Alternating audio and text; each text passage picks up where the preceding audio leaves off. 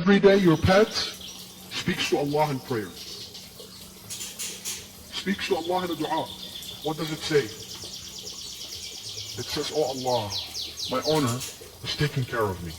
He's spending on me. He's looking after me. Oh Allah, look after him. Increase in his rizq. Bless him. Protect his children. And their dua is tasbih, so it's accepted by Allah subhanahu wa ta'ala.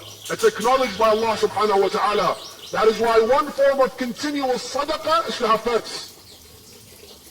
Continual sadaqah. As you spend, it is considered sadaqah fi sabilullah.